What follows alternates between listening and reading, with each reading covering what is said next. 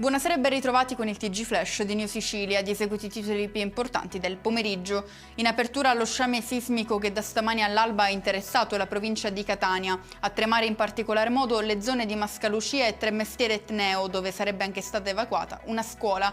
Gli esperti dell'INGV hanno specificato ai nostri microfoni come questi terremoti non siano di origine vulcanica, ma derivino dalla deformazione del suolo.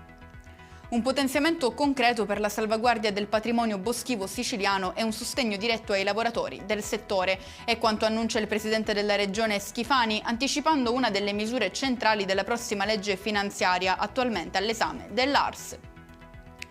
Un drammatico incidente sul lavoro si è verificato nel primo pomeriggio di oggi in un cantiere edile di Corso Vittorio Veneto a Pozzallo, nel Ragusano, dove un operaio di nazionalità albanese di 36 anni ha perso la vita. Ferito non in maniera grave anche un collega. La vittima è stata colpita in pieno dal braccio di una betoniera.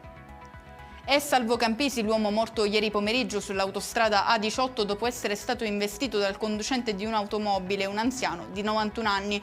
Il cinquantenne siracusano, imprenditore agricolo, era sceso dal mezzo su cui viaggiava per verificare la foratura di una ruota. Al momento del violento impatto era fermo nella corsia di emergenza in attesa dell'arrivo del carro attrezzi.